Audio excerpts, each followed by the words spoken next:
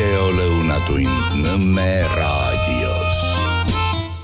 Tere, lõunatund taas Nõmme raadios. No mitte midagi ei ole teha, ei võimalda Margus Lepa tervis veel tal siia meie seltsi tulla. Aga loodame, et ühel päeval see juhtub. Ja karm kiri on maha jäetud, et kõikidele, et ei unustaks ära. Kõikidele toetajatele suured tänud ja loodame, et teid tuleb veel juurdegi.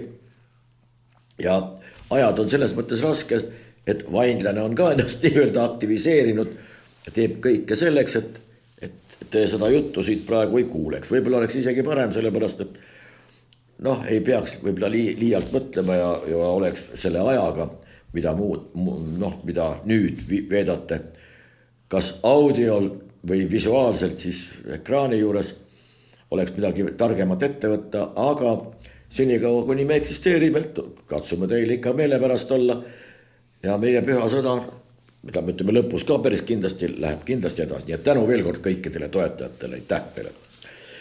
Aga meie oma traditsioonilises vormis ja formaadis moodsas keeles alustame otse kohe, võtame härjal sarvist kinni. On olemas ka, muidugi nudihärg on ka olemas ja sellel sarvi põlegi, kuidas sellega käituda, ei tea. Võib-olla tuleks sabast kinni näiteks võtta või siis veenda teda või siis, mida tea, lasta talle, kui praegu pannakse plastmassist igasuguseid küüsi külge ja isegi rinnad, kellel neid ei ole, neid tehakse nii suureks, et ei mahu ühtegi seelikusse ei, kleiti, seelik on midagi muud. Ei mahu sinna ära ja siis tehakse ripsmed tehakse juurde, juuksed pannakse pähe, kui neid ei juhtu olema ja nii edasi. Võib-olla pannakse ka siis nudilehmale mingisugused eriliselt kaunid, sätendavad sarved ja saab see punik järgmisel maamessil esimese koha. Muide, Metro on üks väljaanne, ma ei ole sellega eriti hästi kursis, aga keegi saatis mulle sellise lingi, kus me oleme Euroopas taas tähelepanu all või keskmes olnud ja teate millega, kui mitte millegi muuga enam ei ole olla, siis Tartus maamessil olevat toimunud ruigamise ehk siis seakisa tekitamise võistlused. Isegi lapsed võistsid osa ja lõbu oli laialt ja siis keegi oli harjutanud pikka aega ja oli isegi kelleltki eestkuju võtnud, vist sealt endalt, ja oli selle võistluse võitnud üks meesterahvas, aga jah, välismaa portaal pühendas lustliku video ja jutu ka sinna juurde, et vaat mis Eestis kõik tehakse. Nii et seakisa kostab Eestist üsna kaugele. Isegi sellisel juhul või just ainult sellisel juhul, kui seda teevad inimesed, aga võib-olla hakkavad pärast seda palju rohkemat ka veel järgi tegema, kui olukord ikka veel tunduvalt hullemaks läheb, siis mine tea, äkki hakkab seda kostuma igalt poolt ja mitte ainult sigalatest. Riik kui sigala tuli mulle praegu lihtsalt mingisugune, selline assotsiatsioon. Aga olgu, lähme pealkirjade ja keele juurde. Veel kord rõhutame seda, et me ei võitle siin ei seisukohtadega ega nende antipoodidega ja ei kiida heaks ega laida ka maha.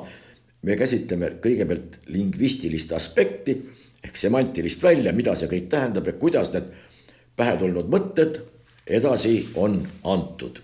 Juhtkiri. Läti ei tohi Rail Balticut pooleli jätta. Läti ei tohi. No kelleks, kes see on, kes ütleb, et Läti ei tohi?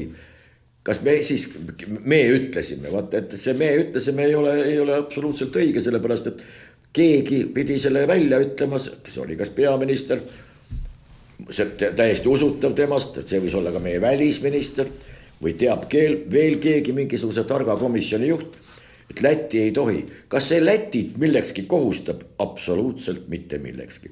Muide, Lätis on alustatud mitmedki kohtuasjad seoses Rail Balticuga, mingisugused rahad on kuskile ära kadunud, mine tea, äkki saab selgust ka, igal juhul kriminaalasjad on lahti läinud, raha on ära kadunud, raudteed ei ole, rööbast mitte ühtegi veel maas ei ole, ligi 20 ja 19 aastat on see asi meil juba käinud, miljardid on kulutatud, raudteed ei ole, aga töö käib meeletu kiirusega edasi ja ainuke, mida ei ole siiamaani suudetud selgeks teha, milleks see kõik vajalik on. Aga ju siis on vajalik on ta loomulikult eeskätt nendele inimestele, kes selle projekti najal rõõmsalt ja muide üldse mitte vaeselt liugula saavad ja teevad seda veel mõnda aega. Merlin Vernik ütleb niimoodi, mitte vähem, vaid rohkem. Riik peab meiega sotsiaalmeedia kaudu suhtlema. Riik peab meiega. Tähendab, ma olen siiamaani aru saanud, et riik see olemegi meie või meie oleme need, kes moodustavad selle riigi. Nüüd sõna riik, mul on selle kohta kogutud kaugelt üle 300 erineva tähenduse, mida erinevates kontekstides tähendab sõna riik. Riik peab tegema, riik peab nägema, riigil on hea, riigile on kasulik, riigi huvides ja nii edasi. Riik kehtestab ja lugematu muu arv. Iga kord, pange tähele, tähendab see riik midagi muud kui eelmises tekstis. Antud juhul, riik peab meiega sotsiaalmeedia kaudu suhtlema. Siin on muidugi kaks asja, kes on see riik ja kes on see meie. Väga paljud inimesed, millegi pärast mõeldakse, et nüüd praegu kõik on sotsiaalmeedia kaudu kuidagi tegevad ja kõik muudkui postitavad. Hommikul käib kemmergus ära, teeb pildi, saadab laiali, kõik laigivad või ei laigi või mõni ütleb, et vähe sai, teine ütleb liiga palju sai, kolmas ütleb, mis sa sellest postitad, neljas ütleb, et saada veel ja nii ta käib. Riik peab sotsiaalmeedia kaudu suhtlema meiega. Mida see teile ütleb, see lause? Ei tea, ei ole kohanud inimest, kes oskaks selle lahti seletada. Ja nüüd on üks sõna veel siin, pange tähele, sõna suhtlema. Kui me peame silmas nüüd riigi all valitsust näiteks, siis julgen küll kahelda, kas mingisugust suhtlust inimeste ja valitsuse vahel, ehkki ka valitsus koosneb ju inimestest. Kas mingisugune suhtlus üldse toimib, kas see mingisugust suhtlust üldse olemas on, sellepärast asi, keegi mõtleb praegu võib-olla tõesti, et mis ikka suhtleme ju. Vaadake, võtame kaks terminit, suhtlema ja kohtlema. Kohtlemise musternäidis on sõjavägi, kus informatsioon liigub ainult ühtepidi. Käsud, keelud, hopp, rünnakule, hopp, apleegen ja nii edasi. Keod, oih, ümber pöörd, marss ja nii edasi. Seal ei eeldagi keegi, et informatsioon ka mingisugune vastupoolne ühes suunas. Teine hea näide niisugune on võib-olla, pakuks koerte harjutusväljak. Hüpe või ma ei tea, missugused käsklused seal täpselt on, aga seal käib ka. Ja siis koer hüppab kenasti mingist takistusest üle ja kohe saab otsekohe mingisuguse maiuse. Ta juba teab, et peremehe või perenaise peos on mingisugune äärmiselt maitsev asi, mille ta rõõmsalt kätte saab. Võt see on kohtlemine. Suhtlemine eeldab informatsiooni kahepoolset liikumist. Üks ütleb, teine kuulab, reageerib vastavalt ja mitte ei püüa senikaua, kuni teine räägib, mõtleb peas hoopis, kuidas ma selle suumulgu tal kinni topiksin või kuidas ma talle midagi halvemini ütleksin või äkki paneks kohe noorte käes lõuksi. Nii et suhtlema, kohtlema ei ole paraku sünonüümid, hoopiski on peaaegu et antonüümid. Lähme edasi. Kui Läti ootab naabritelt mõistmist Air Balticu küsimuses, peab ta olema valmis üles näitama sama vastutust Rail Balticu puhul. Mõistmist. Kellelt ta ootab Rail Balticu puhul mõistmist? See on Läti firma, mis siia eestlased puutuvad, ei tea. Balti ühtsus ei saa olla ühepoolne, kuulake nüüd, teenus. Balti ühtsus ei saa ühepoolne teenus olla, on siis kahepoolne või kolmepoolne, aga Balti ühtsus tuleb välja, et on teenus. Kes selle teenuse on tellinud, kellele see on määratud, kes selle eest maksab loomulikult, kui palju see teenus maksab. Ma saan aru, et see teenus seisneb selles, et ühtsus oleks olemas ja ühtsus oleks võrdlemisi tubli ja tugev. Mida see ühtsus endast kujutab? no raske öelda, siin on jällegi, Läti peab oma Rail Balticu valmis tegema, meie dikteerime, kus see ühtsus on, ei tea, aga noh, need on need samased pealkirjad, mis mitte millekski ei kohusta, mitte keegi mitte millegi eest vastutama ei pea, kuigi ka vastutus on meil suhteliselt selline no odioosne väljend, suhteliselt holograafiline, ega ta midagi suurt ei tähenda ka, välja arvatud alates kuskilt mingist straadist, kui te näiteks kuskil akna sisse viskate või poest mingi pätsi saia endale hõlma alla kangutate, siis peab vastutama. Aga kui te selle terve kaubanduskeskuse endale hõlma alla nii-öelda sokutate ja sellega uljalt minema jalutate, siis ma kujutan ette, et te olete eduka ettevõtjana järgmisel presidendi vastuvõtul. Ja Heerold teatab, sealt ta tuleb toppis tasku või hõlma alla, näiteks Kristiine keskuse. Nüüd väga palju kõneainet on põhjustanud noorte jalgpallivõistlus ja kirjutatakse niimoodi. Leegioni noored jalgpallurid vägivallatsesid, äsati jalaga ja rusikaga ka üks Nõmme Unitedi mängija löödi kipsi. No tegelikult see väljend iseloomustab küll toda kirjutajat, noh kedagi ei lööda kipsi paneb ikka tohter, kui paneb või tehakse koha peal mingisugune lahas mäng ja nüüd on puhkenud kõik võimalikud sõnasõjad ja selgitused ja Leegioni mängijad, kuna seal oli siis põhiliselt vene rahvuslased, millegipärast öeldakse venekeelsed, kas siis noh eestlaste kohta tuleb edasi öelda, et eestikeelsed või tegemist on venelastega, tegemist on eestlaste, tegemist on ukrainlaste, juutide, kasahhide, soomlaste, ameeriklaste, ükskõik kellega. Ega see siin midagi ju häbiväärset ometigi ei ole, kui inimesele öeldakse seda, mis rahvusest ta on. Ja kui inimene on uhke selle üle, mis selles halba on.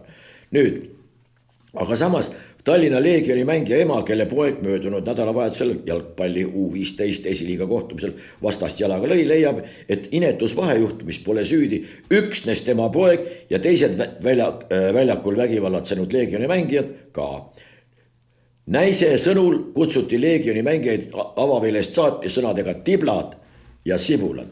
No tegelikult kellele see väga meeldiks, kui siin ikka vahet pidamata sibulaks ja tiblaks kutsutakse. Mingisugusel hetkel loob see ju mingisuguse meeleolu, ühel hetkel saab kõrini ja siis kaotatakse enesekontroll ja siis see juhtubki. Muide, juhtub ka suuremates meeskondades, vaadake, jäähauki lahinguid või jalgpallurid, tuleb meelde, Zidane oli esimene, kes meelde tuleb, kes jalgpalli maailmameistrivõistlustel, minul millest kas mitte isegi finaal mängus vastasele peaga näkku virutas, väga efektne löök oli muide. Ja seal oli ka, ega põhjus oli hoopis mujal, ajendiks sai see, et vastasmängija teda usupõhiselt solvas. Nurmagomedov, ma mäletan, oli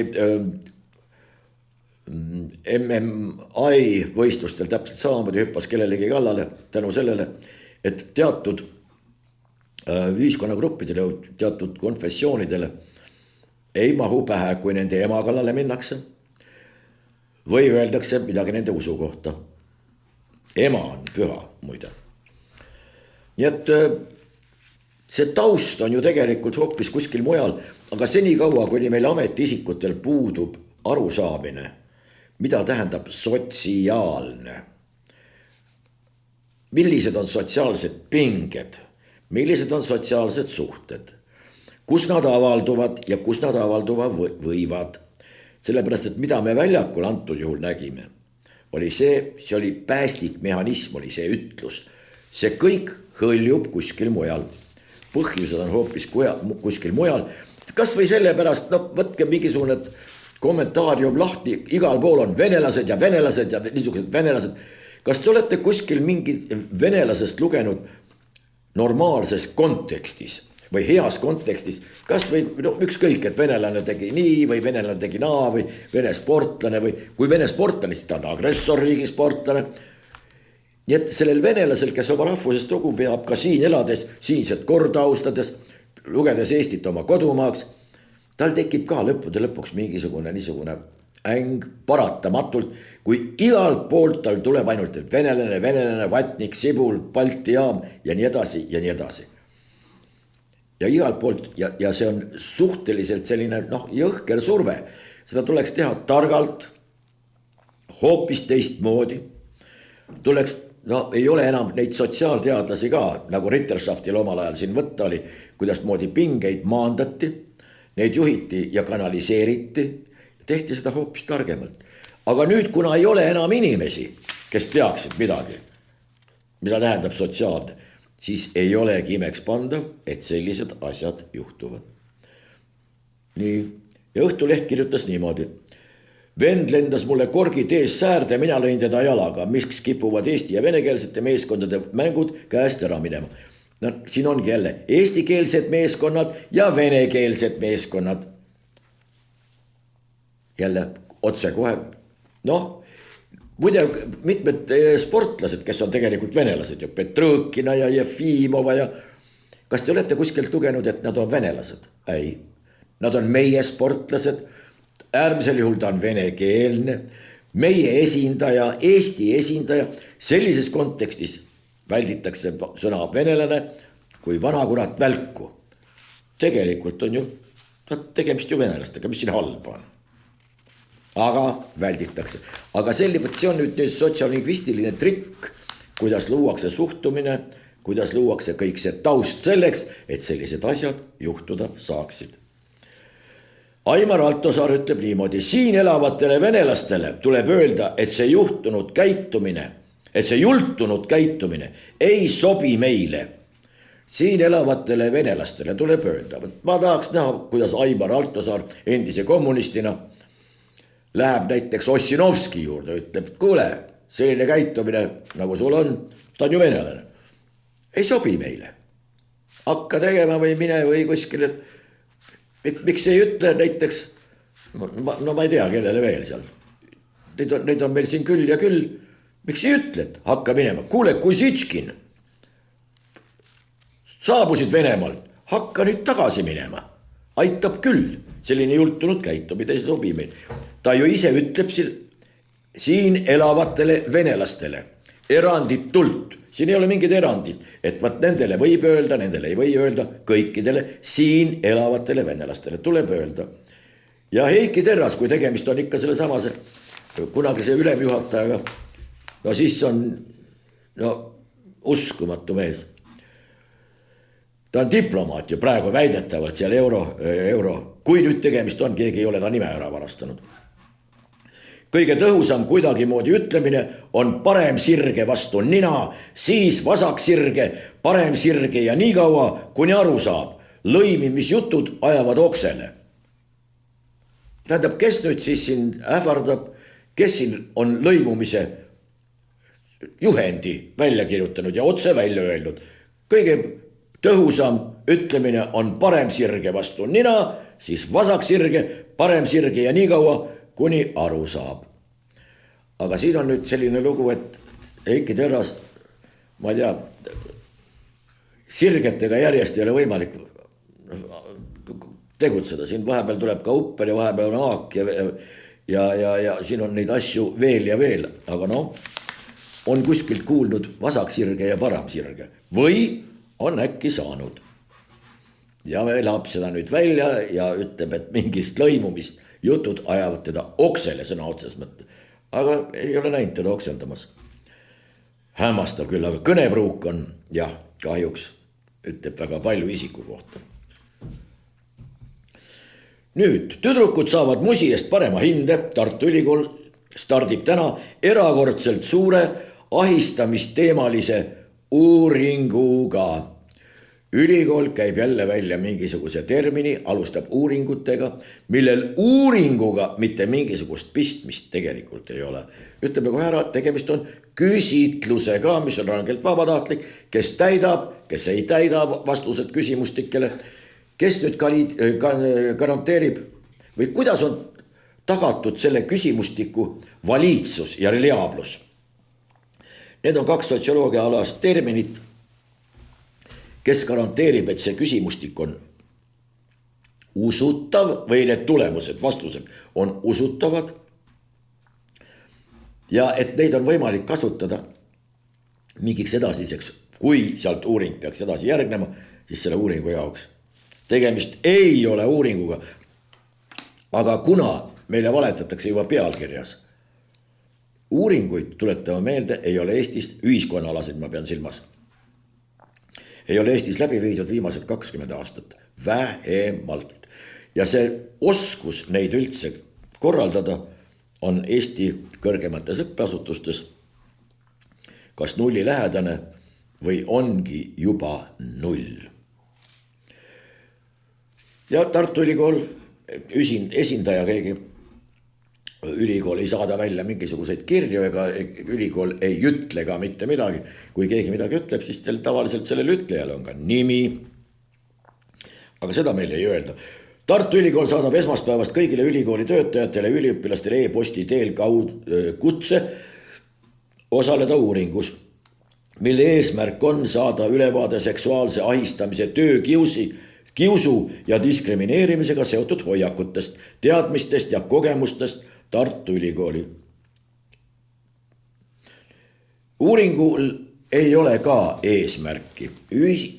Ma kujutan ette, et uuringu korraldajatel on mingisugune eesmärk, midagi kas teada saada, midagi järgi uurida, korraldada mingisugune küsimustik või nii edasi, nii edasi, nii edasi. Uuringul ei ole eesmärki, eesmärgid on subjektil ehk uuringu korraldajatel. Ja jälle järjekordselt, ma saan aru, kui keegi mingi tootmiskoondist orka otse, kui midagi korraldab või midagi sehkendab kuskil, siis võib-olla sellised lapsused tulevad kõne alla. Ei ole tähtis. Aga kui see tuleb meie alma materist, siis on kuri karjas. Tuleks vaadata endale näkku, öelda, et võib-olla mõningad distsipliinid on hakanud läbi aja ülikoolile üle jõu käima. Tuleks võib-olla mingi kateeder või osakond hoopis kinni panna. Selge, Kadri Simson ütleb, hämmastav ülestunnistus. Vaadake nüüd eelmise uuringuga seoses. Töö ahistamise, töökiusu ja diskrimineerimisega seotud hoiakutest, teadmistest, kogemustest Tartu Ülikoolis. Kadri Simson ütleb, minuga on tehtud asju, mida meespoliitikutega ei tehta. Huvitav küll, mida on tehtud Kadri Simsoniga, mida meespoliitikutega ei tehta. Pähe tuleb esimesena 1 või 2 asja. No ei hakka siin kõva häälega välja ütlema, võib-olla ei pea paika. Aga Kadri Simson ütleb, et temaga on tehtud selliseid asju, mida meestega või meespoliitikutega ei tehta. Jätab fantaasiale vähe ruumi, aga nüüd oleneb selle fantaasia suurusest, mõelge ise. Nii, Pevkur ütleb meile, et tegemist on Eesti kaitseministriga. Pevkur Zelenski oletusest, et Venemaa ründab Balti riike, paanikaks pole põhjust, oleme valvsad. Zelenski ütles siis niimoodi, Venemaa piirab interneti üldmobilisatsiooni väljakuulutamiseks, et ründata suurelt Ukrainat või Balti riike.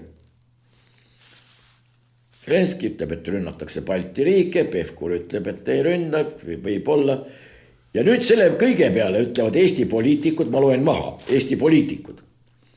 Zelenski edastas Balti riike hirmutades Kremli narratiivi.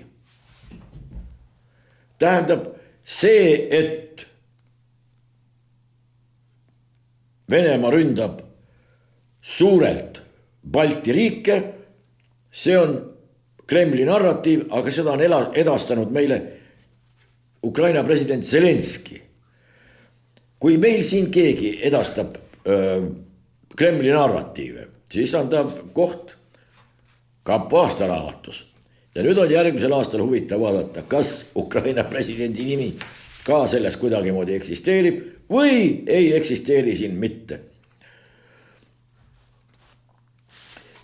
Muide, vahepeal on võtnud mitmed politsei kõrgemad ülemused sõna selle kohta, et jutud selle kohta, et inimesi kuulatakse pealt ja siis nende pealt kuultud kõnedega midagi tehakse ja nii edasi ja tegemist on laus pealt kuulamisega. See ei vasta tõele. Selleks on vaja sanktsioone ja kohtuniku luba, nii edasi. aga nüüd on üks pealkiri, vaadake. Selle autoga on jama. Pealt kuulatud kõned paljastasid võltsimise tehnoülevaatusel. Ka tehnoülevaatusi neid kuulatakse pealt. Siin on selge tõend selle kohta, et kuulatakse küll. Kuulatakse pealt nii tehnoülevaatusi kui ka kõiki muid. Nii et ärge imestage. Nii, aga nüüd Sotsiaalministeeriumi töömailt. Jällegi loeme maha. Sotsiaalministeerium plaanib sotsiaalse rehabilitatsioonisüsteemi ümber teha. Kuulake nüüd, sotsiaalse rehabilitatsioonisüsteem. Siin on järjekordne näide selle kohta, et see seltskond, kes seda sõna kasutab, ei tea, mida tähendab sõna sotsiaalne.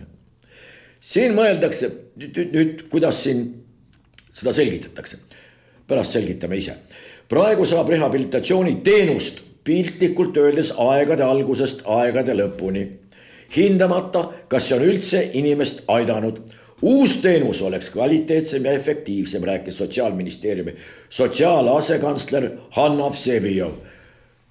Huvitav, perekonna kõik inimesed on kuskil mingitel väga kõrgetel positsioonidel, huvitav, millest see tingitud on. Vanaisa oli hävituspataljonis kõrgel positsioonil. Teeme selle poega omakorda kompartei funktsionär siin. Lapsed on, üks on Sotsiaalministeeriumi kantsler, asekantsler, teine on Välisministeeriumi kantsler. Hämmastav järjepidevus, aga nii ta on. Ja ei ole meie need, kes peavad ütlema, et kas inimesed on sina oma mingite annete või võimete poolest pannud või on mingisugused muud asjad, mille põhjal sellistele kohtadele satutakse. Meil on muide plaanis ka lähitulevikus rääkida natukene riiklikust personalipoliitikast, aga jätame selle tulevikuks praegu. Nii, ja siis nüüd sellest sotsiaalsest rehabilitatsioonist. Mida tähendab sotsiaalne? Sotsiaalne, veel kord, sotsiaalsfäär on mittemateriaalne sfäär.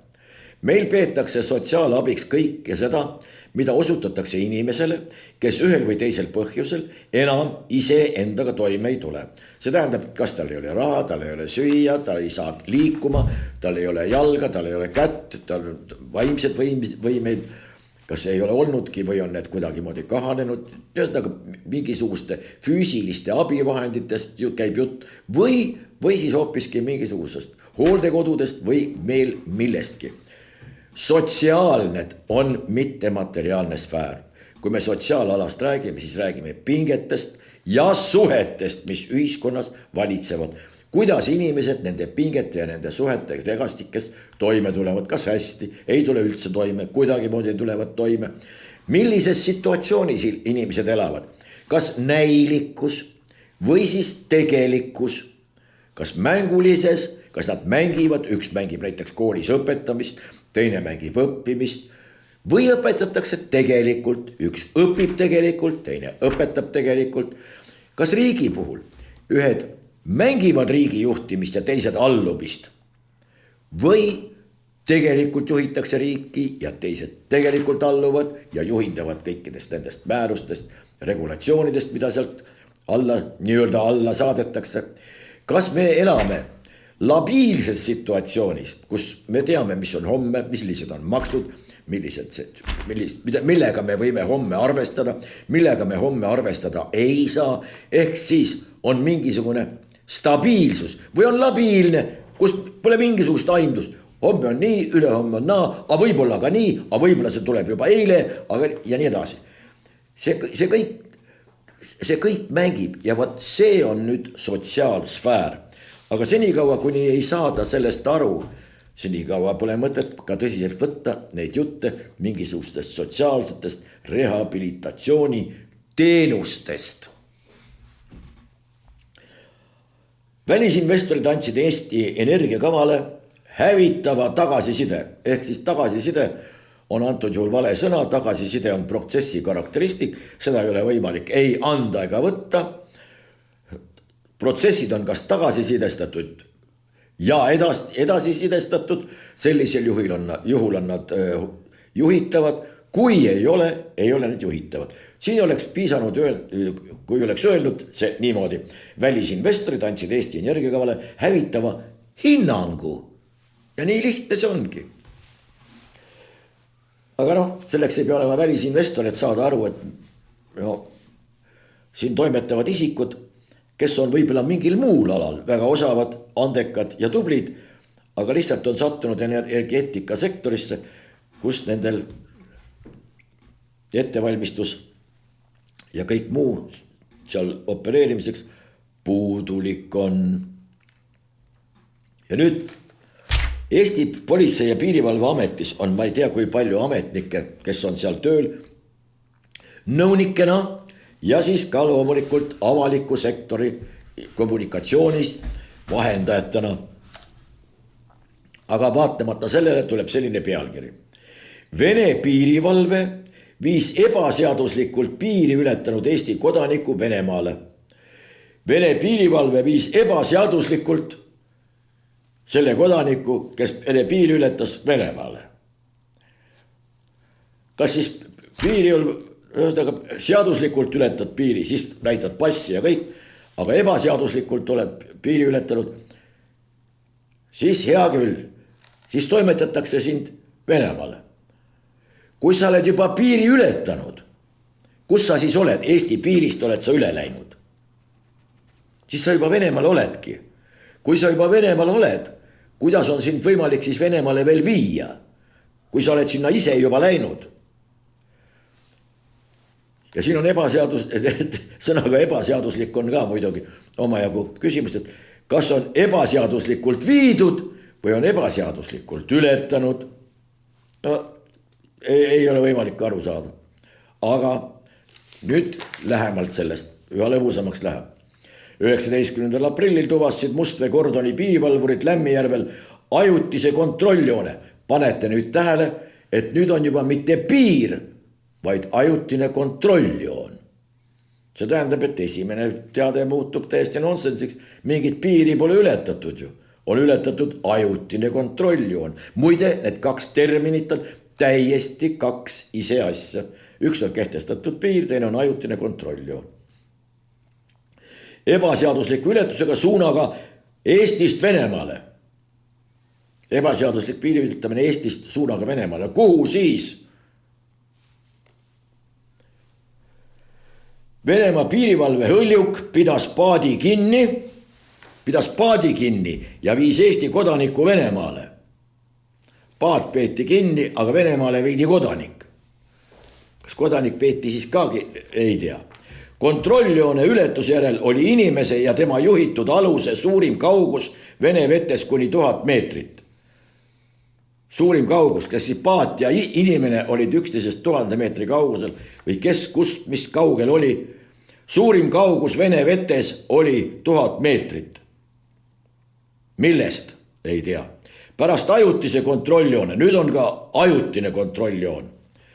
Ületus pidas Vene piirivalve Hõljuk pidas mehe kinni. Isegi mitte piirivalve ei pidanud, vaid nüüd pidas juba Hõljuk kinni. Kuidas on, vabandust, sellist soba võimalik kirja panna? Võibolla on see kirjutatud näiteks vene keeles, tõlgitud läbi mitme keele, või on, sest AI, ma kujutan ette, oleks parema teksti teinud. Aga noh, aga parim on siiski juba, kuidas on võimalik viia Venemaale keegi, kes juba Venemaal on. Aga no näete, tuleb välja, et kui mängu tuleb kontrolljoon ja seda veel enam ajutine, mis on ka piirina käsitletav, siis ju vist on, aga olgu. Hekset ütleb telefonikõnes Pevkurile. Hekset, USA sõjaminister. Tegelikult war secretary, ta peaks olema sõjasekretär, on õige nimetus. Pevkurile, ehk siis meie kaitseministrile. USA paneb Eestile mõeldud laskemoonatarnid pausile. Selle peale ütleb Pevkur, meie julgeolekut see ei mõjuta. Kui meie julgeolekut ei mõjuta see, et USA paneb oma relvatarned pausile, siis miks meil neid üldse vaja on? Kui see meie julgeolekut kuidagi moodi ei mõjuta.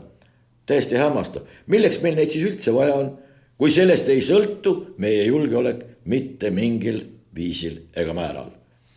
Aga no, ju siis on niimoodi. Täpselt sama võib öelda ka Tallinna lennujaama kohta, kust antakse teada.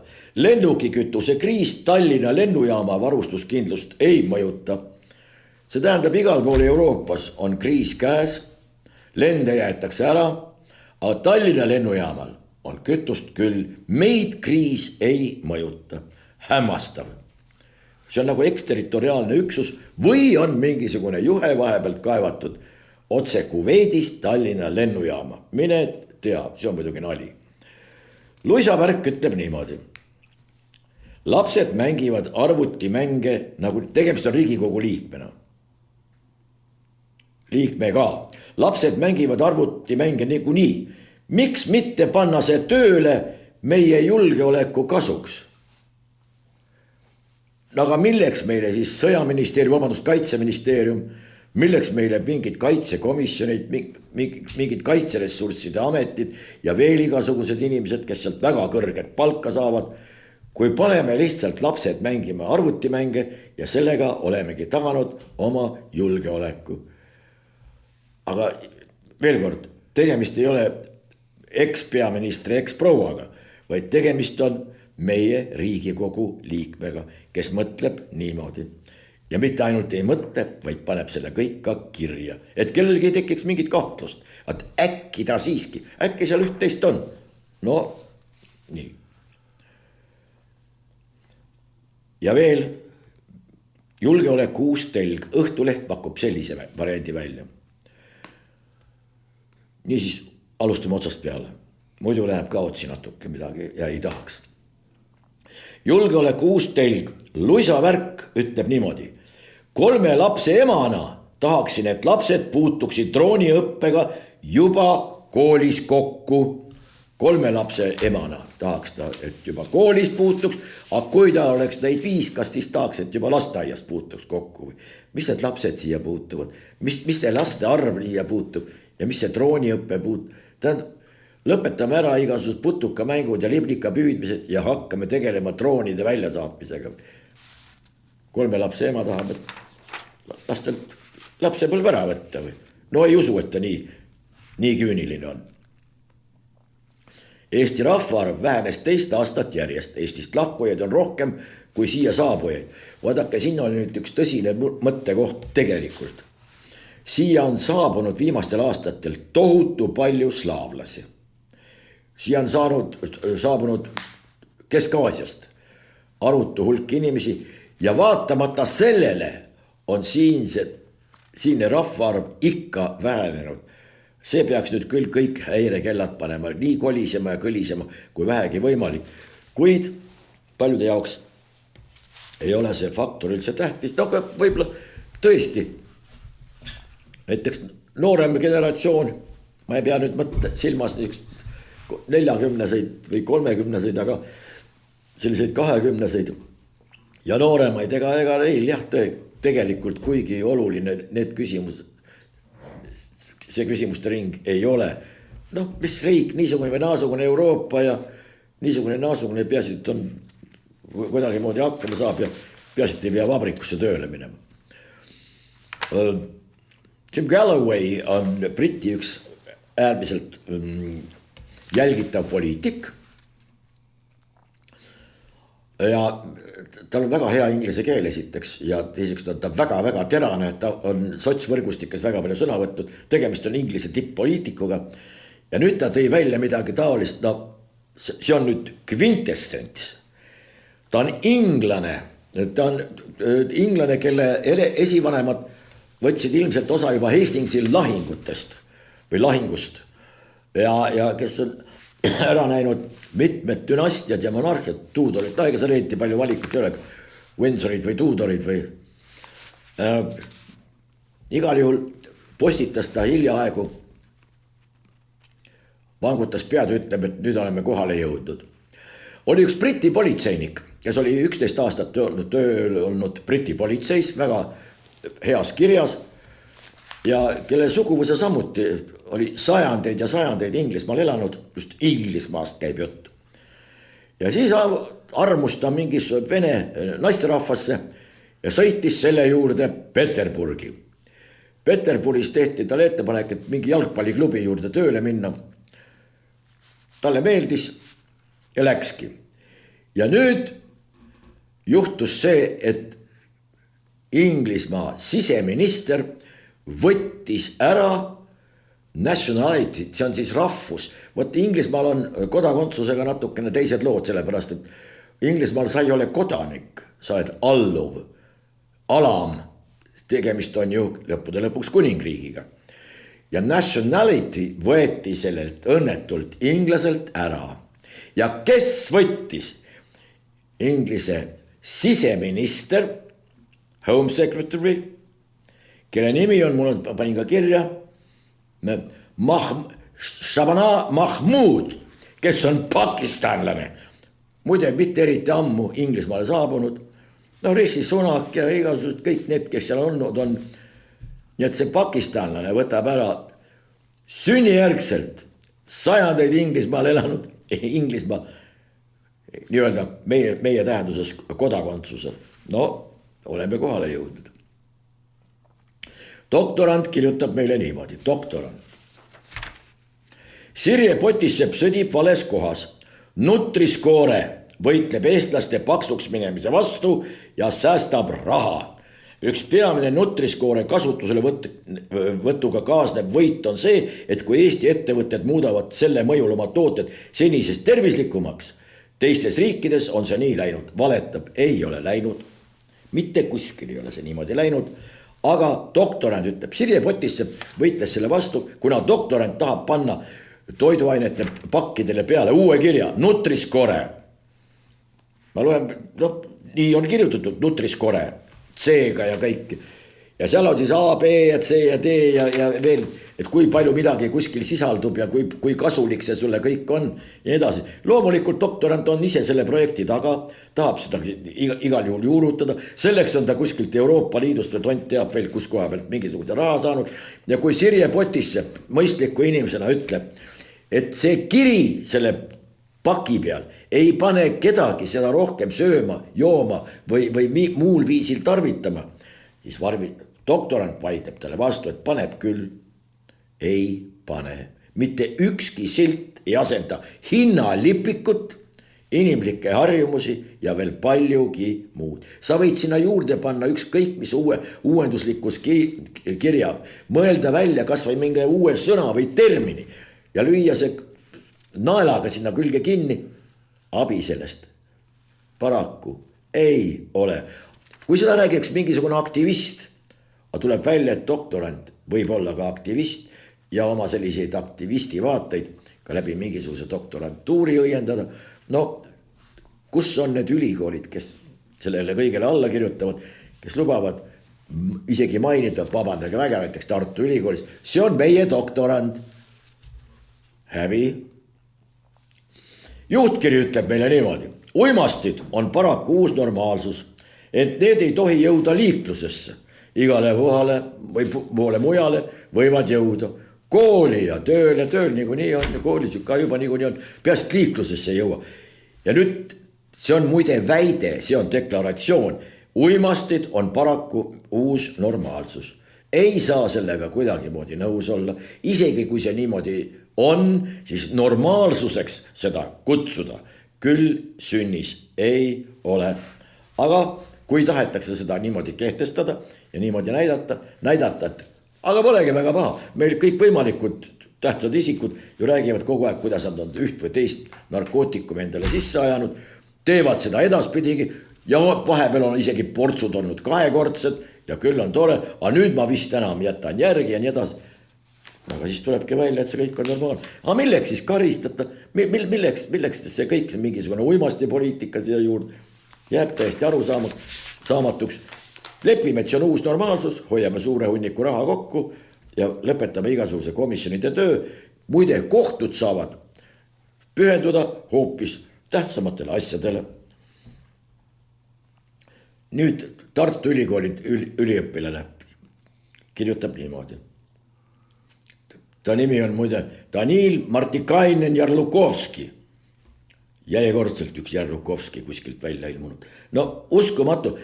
Siin ei ole pahatahtlikkuse varjugi selles jutus, küll aga on kahetsusväärne, et selliste vaimsete annetega inimesed õpivad Tartu Ülikoolis ja neil lastakse rahulikult seda teha.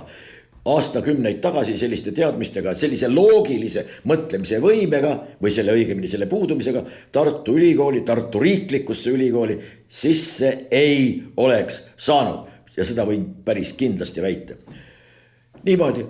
Euroopa, ja ütleb niimoodi, Euroopa Liit on teinud suuri edusamme majanduse alal, rakendades selliseid efektiivseid meetmeid nagu Vene gaasist loobumine.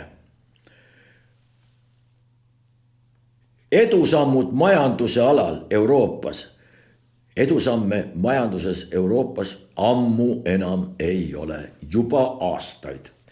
Avalikult on deklareeritud, et loobumine Vene naftakandjatest või energiakandjatest, tõsi poliitilistel põhjustel, on põhjustanud kümnete tuhandete ettevõtete pankroti, on põhjustanud selle, et näiteks Saksamaalt on välja rännanud kuhu kohta, Ameerikasse, Hiinasse, igale poole mujale, mitmed ettevõtted, mis on tegutsenud seal üle 100 aasta, suurte traditsioonidega ettevõtted, need on läinud minema. Kümned tuhanded on pankrotis ja nüüd räägib meilegi tudeng, et on teinud suuri edasamme majanduse, üks sõna on puudu, majanduse purustamise, lagundamise, nõrgendamise või mõni muu tegusõna sinna alal, seda küll. See on uskumatu, aga seda kirjutab meile üliõpilane. Tuleks algkooli tagasi, loogikaprogramm. Tuleks kuidagi moodi käima panna. Võtaks Schopenhaueri appi.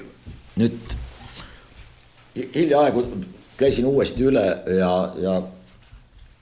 äärmiselt õpetlik oli, üht-teist oli ära ka ununenud, aga Schopenhauer on hästi üksikasjalikult kirjeldanud seda, kuidas me arvame tegelikult, et meid ümbritsevad targad inimesed. Nad kõik tunnevad kuidagi moodi, nad arvavad enam-vähem samamoodi nagu meie, nad on arengult enam-vähem samasugused, nad on võimelised asjadest samamoodi aru saama, nagu meie seda teeme. Nad on võimelised fokusseerima, nad on võimelised süvenema, nad on võimelised ka pühenduma. Ilma selleta tegelikult on väga raske hakkama saada. Aga tuleb välja, et see ei pruugi absoluutselt niimoodi olla. Schopenhauer ütleb otse välja, et see, kallid sõbrad, on jama. Kallid sõbrad, see oli minul selline kõrvale põige. Aga see on jama, see ei ole niimoodi, neid on umbes 5%. Ma tegin isegi mingisugused märkmed selle kohta, et ta ütleb sellise lause isegi. Enamik toimetab kognitiivsel tasemel, mis vaevalt ületab instinkti. See tähendab, et meil ei olegi eriti kaugele vaja minna, kui keegi ironiseerivalt ütleb või üldistavalt ütleb seda, et näiteks vaadates meie riigikogulasi jääb selline mulje, et neil oleks nagu säilinud kõikidest 6 instinktist umbes 2. See on haaramine ja neelamine. Kogu see kognitiivne elu käibki instinktide tasemel. See tähendab hirmuinstinkt, kemmergusse tahaks, süüa tahaks, haarata tahaks midagi. Ja see on paljudele täiesti piisav. Ja nüüd eelpool loetud tekstide põhjal, muide, kinnitus see neilegi on.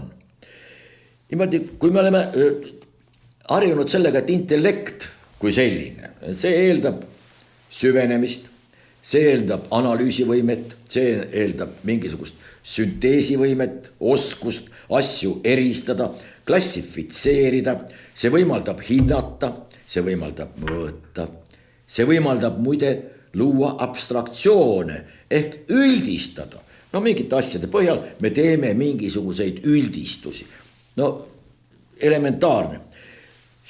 Me eeldame, et intellekt, see tähendab ka võimet loogiliselt mõelda, kus üks asi põhjustab ühe asja, on põhjuseks sellele, järgnevad mingisugused tagajärjed ja tulemused, need ei ole üks ja seesama.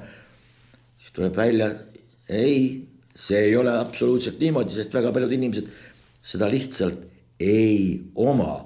Ja seda ei saa neile pahaks panna nagu kajakatele näiteks. no sa ei saa kajakale pahaks panna seda, et ta karjub seal mere kohal ja ta tahab sul võrgust kala võtta või lihtsalt käib uurimas ja siis võib-olla laseb kuskil lärtsu su autokatusele või kapoti peale. Ta on kajakas, sa ei saa talle seda pahaks panna.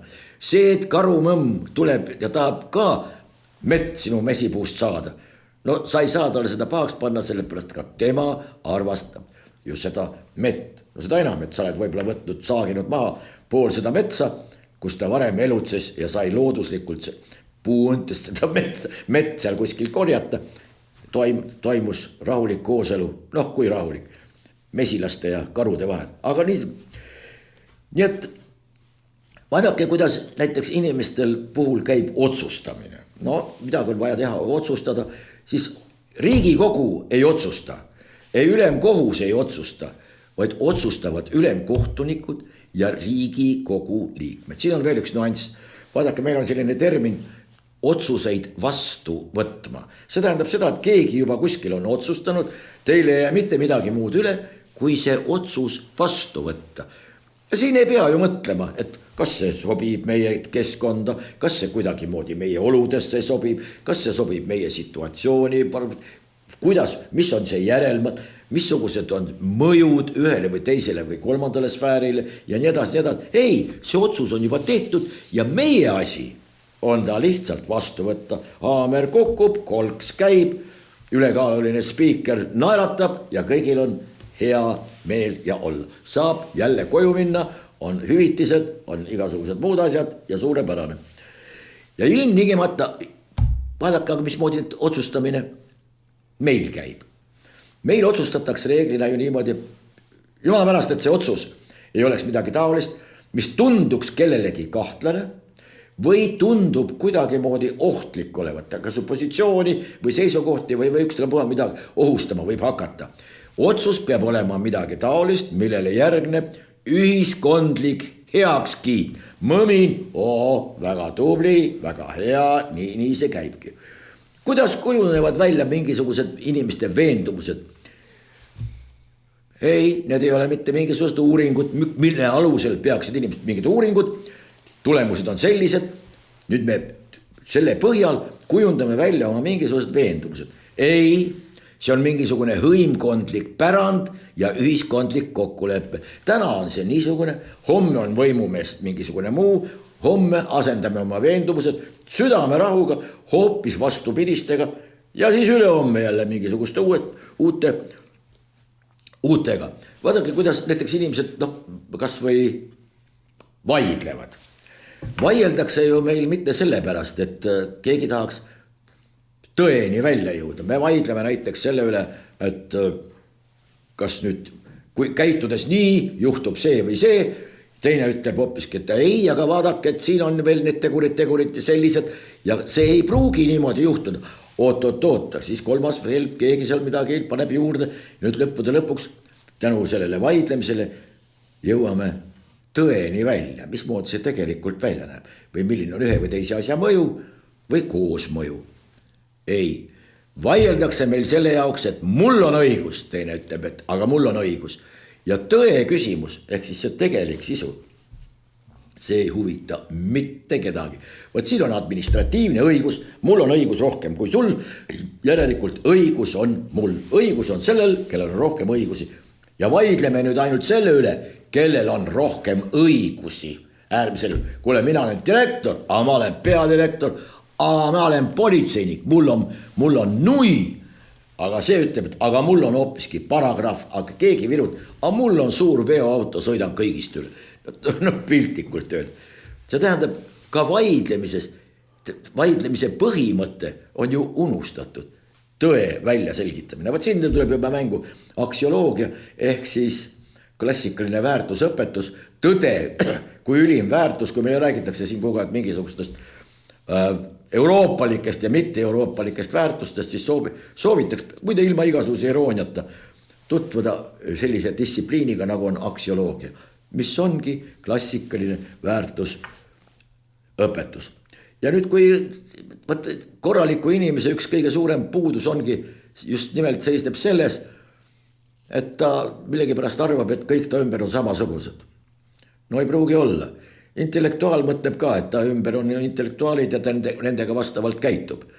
Aga nüüd on üks väike niisugune nüanss siin juures, et intellektuaal, kes on oma tasemelt, kellel ka dispositsioonide süsteem on õige ja hoiakute süsteem on õige, on oma tasemelt sellest, ütleme, mudaliigast üle. Ja nüüd, kui ta peaks selle mudaliiga elanikuga kokku leppima milleski, noh, ütleme mingi ühiskondlik kokkuleppe, siis mudaliiga elanik, see tunneb ennast seal mudas suurepäraselt. Ta elab selles sõnnikus ja mudas ja ta on kleepinud mingite juurikate külge, ta toitub seal ja paljuneb suurepäraselt. Talle on need olud mitte ainult tuttavad, vaid need on talle ka juba generatsioonide jooksul kujunenud ülimalt meeldivaks. Need talle meeldivad, need talle sobivad ja nüüd, kui see ülemine vend peaks tulema siia alla, seepärast seda mudaelanikku enda tasemele kergitada, no, tulutu ettevõtmine ei ole võimalik. Ta peab selle juurde alla tulema ja hakkama siis sellele midagi selgeks tegema. Nüüd vaidlus, tuletame meelde, mis me vaidlusest rääkisime, toimub selles keskkonnas, mis on sellele mudaelanikule äärmiselt sobilik, äärmiselt vastuvõetav ja ka publikum on see mudaliiga oma, kes kiidab heaks mudaliiga kõik ettepanekud. Ja sellistes tingimustes võidab mudaliiga elanik või asukas igal juhul ja garanteeritult. Teil ei ole šanssi ka. Neid kõiki asju tuleks arvutada. Nii, vaatan, kas ma võtsin veel mõne asja. Nii, ta kirjutab niimoodi, see väärib tsitaati. Teie ümber on bioloogilised olendid, kes töötavad kindlate programmide alusel. Inimene võib teha seejuures, mida tahab, kuid ta ei suuda määratleda, mida ta tahab. Ta tahab lihtsalt tema tahab ja ongi kõik. See on kaitse pettumuste eest. Paljud inimesed ei saa teist aru juba seetõttu, et ei saa aru abstraktsioonidest, mida te kasutate. Te püüate seletada kõrgemat matemaatikat inimesele, kes pole 10 piires peast arvutama õppinudki. Te püüate selgitada filosoofiat inimesele, kes tegutseb vaid instinktide tasemel. Te püüate selgitada detailseid erinevusi ja nüansse inimesele, kes pole võimeline enamat, kui seda pakuvad binaarsed süsteemid ja valikud. Seda lõhet pole võimalik ületada kvaliteetsema selgituse abil. Võimed lihtsalt enamaks ei ole. Te ei talu seda, kui teist keegi aru ei saa ega teid ei mõista. Te puutute tegelikult kokku teise vaimsuse ja võimete arhitektuuriga. Arukas inimene loobub katsetest seda lõhet ületada. Ta annab inimestele nii palju ja seda, kui nad on võimelised vastu võtma. Schopenhauer ütleb veel niimoodi, et rumaluse vastu on ka jumalad võimetud. Nii et inimeste valik, kes mida parasjagu tahab. Ma vaatan, et meil on aeg nii kaugel, et tuleb asi kinni panna, aga ma võtsin kaasa Uku Maasingu Eesti usundi ja võib-olla on vastus siin ühele väikesele küsimusele. Mina ei ole seda kirjutanud, seda on kirjutanud Uku Maasing ja kohe leian selle üles. Nii. Fennika teises kõneldakse, et alguses oli ainult meri ja Jumal seisnud ühel saarel, teisendi järgi Jumal sõitnud paadis ja kurat ehk piru tema juures. Jumal tahtnud luua maad ja soovitanud kuradil minna mere põhja seda tooma. Kurat muutis enda vareseks ja sukeldus, saades selle eest õiguse poolele maale. Kui kurat oli toonud üles muda ja sülitas selle 3 korda põhja poole, hakkas kasvama maa ja Jumal õnnistas ta kasvu ja kurat sai mustaks inimeseks. Niiviisi on must rass meie hulka tekkinud. Nii et, kes ei teadnud, olge hea, Uku Maasing. Ta ei ole seda ise muidugi välja mõelnud, aga on meile Eesti usundi abil selle nüüd kätte juhatanud. Muide, sellega täna lõpetame. Järgmisel esmaspäeval jälle ja et ei unustaks ära. Täname kõiki toetajaid, loodame, et teil tuleb juurde ja meie püha sõda loomulikult läheb edasi.